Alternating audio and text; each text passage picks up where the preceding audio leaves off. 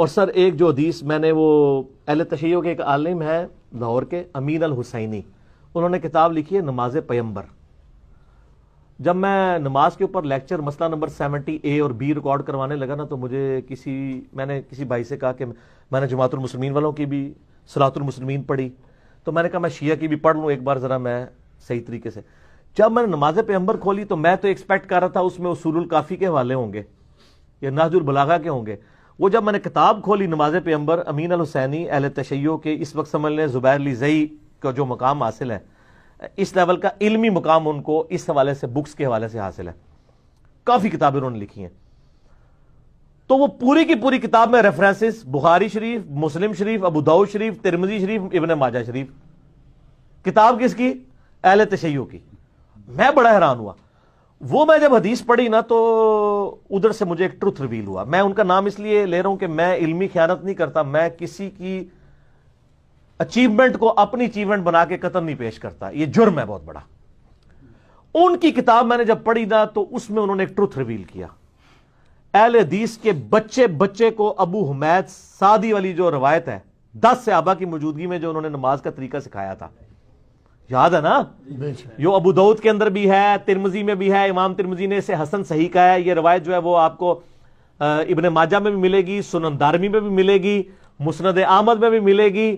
اس کے بعد یہ آپ کو روایت مشکات المصابیح میں ملے گی. لیکن جو ابو داؤد والا طریق ہے نا، چونکہ میں نے اکثر بیان کیا، اس کے مجھے نمبر بھی زبانی یاد ہے. سنن ابی داؤد میں 730 انٹرنیشنل نمبر کے مطابق.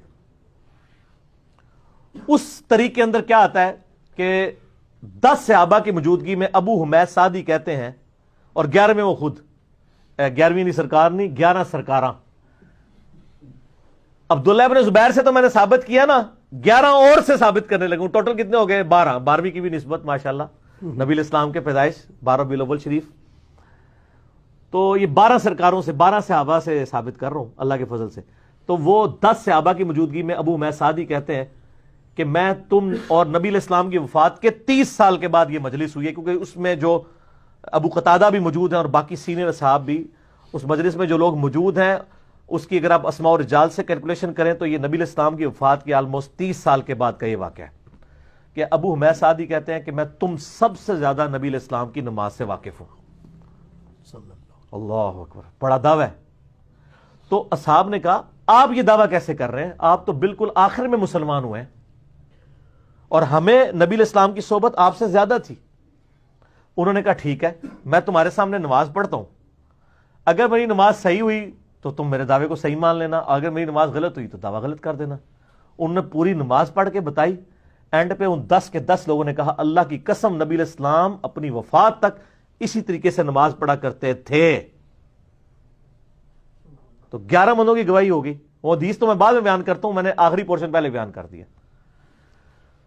11 سرکاراں اسی طرح نماز پڑھا کرتے تھے. اچھا، اس سے یہ بھی پتا چلا کہ جو سب سے آخر میں مسلمان ہو رہا ہے تو یہ کہتے ہیں نا جی وہ پہلے تھا بعد میں منسوخ ہو گیا، وہی کام ختم ہو گیا. اور سر میں حنفیوں کی بھولی عوام سے کہوں گا، خدا کے لیے بخاری مسلم میں آپ ذرا رفع الیدین کی حدیثیں پڑھیں. اکثر احادیث ان صحابہ سے مروی ہیں جو حضور صلی اللہ علیہ وآلہ وسلم کی وفات سے 1-1.5 سال پہلے مسلمان ہوئے ہیں. مالک بن حویرث غزوہ تبوک پہ مسلمان ہوئے ہیں نبی الاسلام کی وفات سے 1.5 سال پہلے. وائل بن حجر فتح مکہ پہ مسلمان ہوئے ہیں. ٹھیک ہے. ابو حمید سعدی یہ بھی 9 ہجری کے اندر مسلمان ہو رہے ہیں اور 11 کے سٹارٹ میں حضور فوت ہو گئے. بس 10 ہجری تک کی آپ کی لائف ہے. 11 کے تو سٹارٹ میں فوت ہوئے ہیں ربیع الاول کے مہینے میں، تاریخ کنفرم نہیں ہے، مہینہ ربیع الاول ہے. اور یہ کہتے ہیں جی وہ مکے میں ہوتا تھا مدینے میں ختم ہو گیا تھا.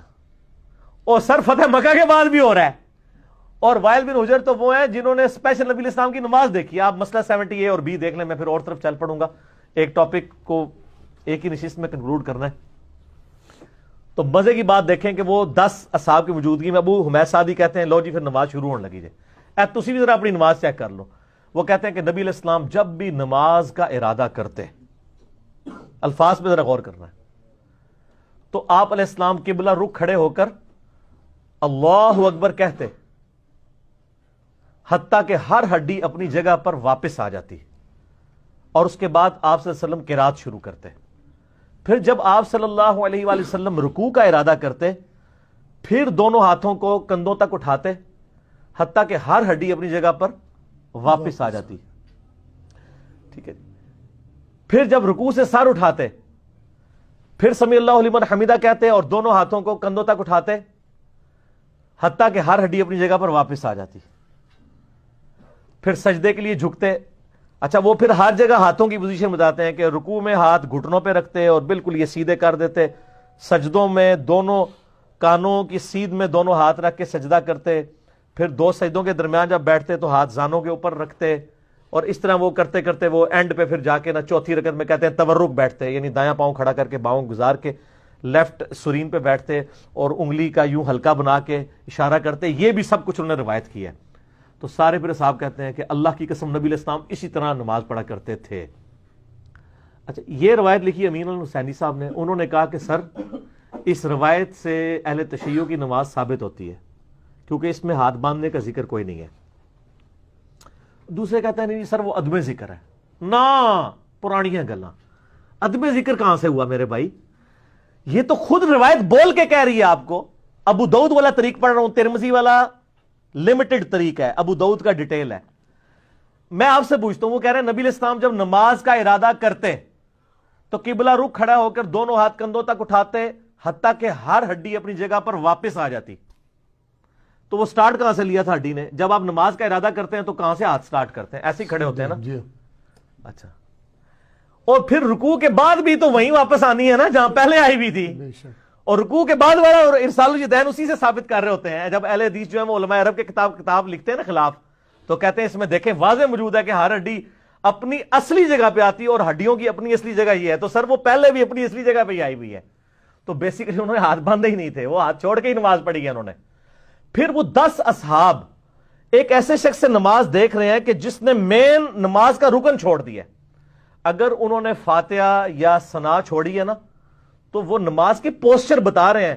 سبحان ربی العظیم بھی اس میں کوئی نہیں ہے, اس لیے کہ وہ اذکار کا ذکر نہیں کر رہے, وہ بتا رہے ہیں کہ نبی علیہ السلام کے پوسچر کیسے ہوتے تھے.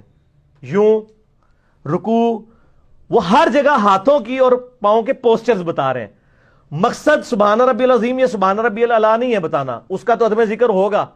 وہ پوسچرز بتا رہے ہیں کہ قیام کیسا ہوتا تھا, رکوع کیسا ہوتا تھا. تو سر کسی 10 میں سے کسی کے دماغ میں نہیں آیا کہ سر جب آپ نے ارادہ کیا ہے تو ہر ہڈی اپنی جگہ کی بجائے دائیں ہاتھ بائیں پہ آتا تھا, یہ آپ کو ذکر کرنا چاہیے. سر وہ نہیں کیا ہوا تھا انہوں نے. تو یہ حدیث مرفوع بھی بن گئی. عبداللہ ابن زبیر کا عمل تو تھا, یہ 11 صحابہ سے یہ بھی ثابت ہو گیا کہ نبی علیہ السلام بھی ہاتھ چھوڑ کر نماز پڑھا کرتے تھے. اور یہ بہت زبردست دلیل ہے, اور یہ ایسی دلیل ہے کہ جس کے آگے جب میں نے پہلی بار وہ پڑھا نا تو میں پھر اس کے اوپر قائل ہو گیا. میں نے کہا یار یہ بہت سٹرانگ چیز ہے. اور دیکھیں ابو داؤد تو اہل سنت کی کتاب ہے, اور جب ہم اہل سنت کے منہج کی بات کر رہے ہیں پھر ہم کسی کو نہیں کہیں گے یار منو کو پیش کیتی ہے. بھائی میری کتاب ہے تو میں اس کو ایکسیپٹ کروں گا, چاہے وہ کسی کو بھی سپورٹ کرے. بخاری مسلم میں احادیث رفع الیدین والی بھی مانیں گے, آل امیہ کے خلاف جو احادیث آئی ہیں وہ ہم نے ریسرچ پیپر کربلا والا لکھ دیا, وہ بھی مانیں گے. ہم 2 نمبری تو نہیں کریں گے کہ میٹھا میٹھا ہپ ہپ تھے, کوڑا کوڑا تھو تھو. اچھا یہ ابو حمید سعدی کی حدیث کا ایک حصہ نا بخاری شریف میں بھی ہے, پتہ ہے آپ کو, 10 صحابہ والی, اس کے ساتھ بھی انجینئرنگ کی ہے. حنفیوں نے یہ انجینئرنگ کی کہ اس میں نہ صرف پہلے رفع الیدین کا ذکر ہے, ٹھیک ہے, باقی وہ مختصر ہے, اینڈ پہ وہ تورک کا ذکر ہے. امام بخاری نے اس سے تورک کا رزلٹ نکالا ہے اس طریق سے. وہ کہتے ہیں دیکھیں اس میں تو پہلا رفع الیدین ہے, باقی تو ہے ہی نہیں ہے. تو وہ کس چیپٹر میں لے کے ہیں؟ تورک میں. اور امام ابن حبان جو کہ پوتا شاگرد ہیں امام بخاری کے, امام بخاری کے شاگرد ہیں امام ابن خزیمہ, اور ان کے شاگرد ہیں امام ابن حبان. یہ حبان لفظ نہیں, حبان ہے. اے مولوی ہنستے, حبان, ابن حبان. ابن حبان نے ابو حمید سعدی کی حدیث کے اوپر باب باندھا ہے ان لوگوں کے رد پہ جو اس سے یہ ثابت کرتے ہیں کہ یہ پہلے ہی رفع الیدین ہے. باقی انہوں نے بتایا کہ یہ ایک طریق ہے, باقی طریق بھی جمع کریں نا. پورے طریق تھے اس کے ابو داؤد اور ترمذی اور ابن ماجہ میں ہے.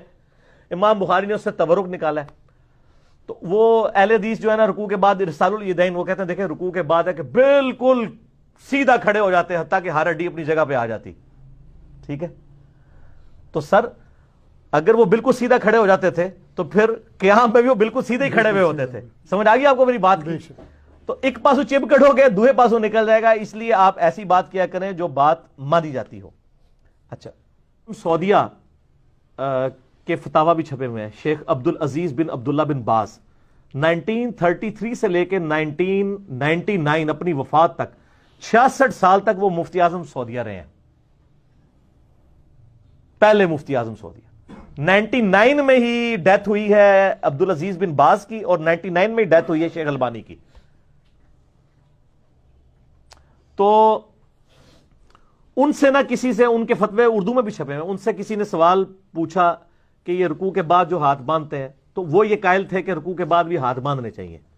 تو اس کے اوپر انہوں نے بحث کی کہ جی وہ رکوع کے بعد ہاتھ چھوڑنے کی کوئی دلیل موجود نہیں ہے، قیام میں بھی ہاتھ باندھیں پھر اور بعد میں بھی آپ باندھیں، قومے کے اندر بھی کرتے کرتے نا اینڈ پہ وہ جا کے لکھتے ہیں کہ لیکن یہ یاد رکھیں کہ نماز میں ہاتھ باندھنا یہ نماز کے ارکان میں سے نہیں ہے، اگر کوئی ہاتھ چھوڑ کے نماز پڑھتا ہے تو اس کی نماز بھی بالکل درست ہے، لہٰذا اس پہ جھگڑا نہ کھڑا کیا جائے۔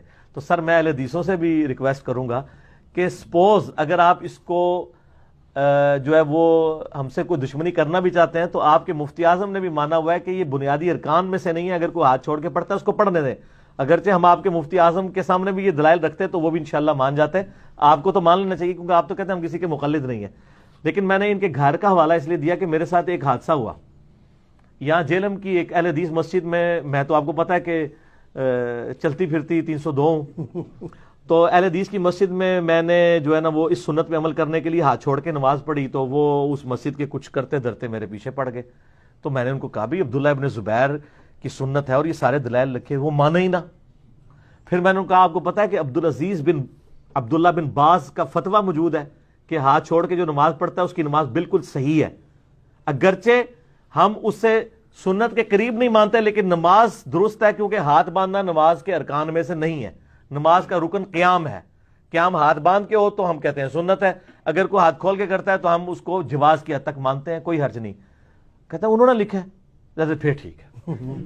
تو سر پھر تقلید اور کیا ہوتی ہے؟ آپ بھی تو انجانے میں تقلید کر رہے ہیں نا۔ تو یہ اللہ کا شکر ہے کہ بن باز نے یہ بات لکھ دی، کم از کم ہم ان لوگوں کو دکھا تو سکتے ہیں۔ اس سے بھی آگے امام مالک رحمہ اللہ جن کی زندگی پوری مدینہ شریف گزری ہے، کئی تابعین کی انہوں نے صحبت کی ہے، ان کی جو فقہ کی بنیادی کتاب ہے المدونۃ الکبریٰ، جیسے حنفیوں کی ہے نا شرح معانی الاثار جسے طحاوی شریف بھی کہتے ہیں، امام طحاوی المتوفی 321 ہجری، اور اس کے بعد ہدایہ تو بہت بعد میں لکھی گئی ہے، طحاوی شریف بنیادی ان کی فقہ کی کتاب ہے۔ اس طرح مالکیوں کی بنیادی فقہ کی کتاب کون سی ہے؟ المدونۃ الکبریٰ، اس کے اوپر پوری فقہ مالکی بیس ہے، اس میں ڈائریکٹ امام مالک سے سوال پوچھے گئے انہوں نے جواب دیے ہیں، ٹھیک ہے۔ المدونۃ الکبریٰ میں امام مالک سے پوچھا گیا، سر یہ میری طرف متوجہ رہنا ہے، بڑی میٹھی میٹھی باتیں ہیں، ان سے پوچھا گیا کہ آپ نماز میں ہاتھ باندھنے کے بارے میں کیا کہتے ہیں؟ تو امام مالک نے فرمایا کہ نماز میں، فرض نماز میں ہاتھ باندھنے کی کوئی دلیل میرے علم میں نہیں ہے، نماز تو ہاتھ چھوڑ کے پڑھنی چاہیے۔ اچھا، البتہ نفلی نماز میں چونکہ قیام لمبا ہوتا ہے، لوگ قرآن بھی پڑھتے تھے، ایک ایک گھنٹے کی تراویح پڑھنی ہے، تو اگر آپ کے ہاتھ ارسال الیدین میں تھک جائیں تو ہاتھوں کو سکون پہنچانے کے لیے تھوڑی دیر کے لیے آپ ہاتھ باندھ سکتے ہیں، جواز۔ اور ان کا یہ اجازت میں صرف نفلی نماز کے لیے دے رہا ہوں، فرض نماز آپ سنت کے مطابق ہاتھ چھوڑ کے پڑھیں، یہ امام مالک کہہ رہے ہیں المدونۃ الکبریٰ میں، ٹھیک ہے۔ یہاں پہ بعض سلفی کہتے ہیں وہ دیکھیں جی وہ کتاب کنٹراورشل ہے، سر آپ کے کہنے سے کنٹراورشل نہیں بنے گی، فقہ مالکی تواتر کے ساتھ نقل ہوئی ہے، وہ اس کتاب کو بنیادی کتاب مانتے ہیں، صحیح، ٹھیک ہے نا۔ البتہ الموطا امام مالک جو امام مالک کی کتاب ہے اس میں انہوں نے وہ روایتیں لی ہیں، وہی روایت بخاری میں بھی آئی ہے، امام مالک سے ہی امام بخاری نے لی ہے، الموطا امام مالک میں موجود ہے کہ دایاں ہاتھ بائیں پہ رکھنا یہ سنت ہے۔ سال ابن سعد السعدی کہتے ہیں کہ اگلے زمانوں میں ہمیں حکم دیا جاتا تھا کہ ہم اپنا دایاں ہاتھ بائیں ہاتھ پر رکھیں، لیکن اہل تشیع اس روایت کی تعویل کرتے ہیں، یہ روایت بخاری میں بھی ہے، وہ کہتے ہیں اس میں انہوں نے یہ تو نہیں کہا کہ نبی علیہ السلام کے زمانے میں حکم دیا جاتا تھا، کیونکہ ابو حازم تابی کہتا ہے کہ میرا خیال ہے کہ وہ اسے مرفوع کرتے تھے، مجھے کنفرم نہیں ہے کہ یہ حکم نبی علیہ السلام کی طرف سے تھا یا کوئی اور دیتا تھا۔ اہل تشیع کہتے ہیں یہ آل امیہ حکم دیتی تھی کہ صرف ہاتھ باندھ کے ہی نماز پڑھو. سر وہ کہتے ہیں الفاظ فٹ ان ہے کہ اگلے زمانوں میں ہمیں حکمن یہ کام کروایا جاتا تھا. ہم کہتے ہیں کہ یہ حکم سے مراد نبی علیہ السلام کا حکم ہے. وہ کہتے ہیں راوی نے نبی علیہ السلام کا ذکر نہیں کیا. یعنی ہم تو خیر دونوں کی سنت مانتے ہیں, تو اس کی وہ تعویل اس اعتبار سے بھی کرتے ہیں. بہرحال الموطا امام مالک میں ہاتھ باندھنا ہے, اور جو ان کی فقہ کی اسٹیبلش کتاب ہے المدونۃ الکبریٰ اس میں چھوڑنا ہے. تو ظاہر ہے پھر اس کی حیثیت ثانوی ہوگی. المدونۃ الکبریٰ کی جو حیثیت ہے وہ پھر پرائرٹی بھی ہو جائے گی, کیونکہ وہ اس کو فالو کر رہے ہیں. تو آپ چلے جائیں. مالکیوں میں اس وقت بھی 2 گروہ ہیں, لیکن زیادہ تر ہاتھ چھوڑ کے نماز پڑھتے ہیں. مالکی میجارٹی ہاتھ چھوڑ کے نماز پڑھتے ہیں. سوڈان کے اندر چلے جائیں, موریتانیہ میں چلے جائیں, ایون آپ فلسطین میں چلے جائیں, آپ کو جو مالکی ہیں وہ ہاتھ چھوڑ کے نماز. میں نے خیر اسلام آباد میں کئی اسلامک یونیورسٹی کے اندر اسٹوڈنٹس ہیں جو مالکی ہیں, خصوصاً حبشی جتنے ہیں نا وہ مالکی ہیں. تو آپ نے دیکھا ہوگا, ہاں یہ اسلامک یونیورسٹی کے اسٹوڈنٹ ہیں, ان سے پوچھ لیں کہ وہ ہاتھ چھوڑ کے نماز پڑھتے ہیں نا. تو وہ اور اپنے آپ وہ مالکی کہتے ہیں, اور رافضی تو نہیں کہتے نا, مالکی ہیں. تو وہ مالکی ہیں اور وہ المدونۃ الکبریٰ کو فالو کر رہے ہوتے ہیں.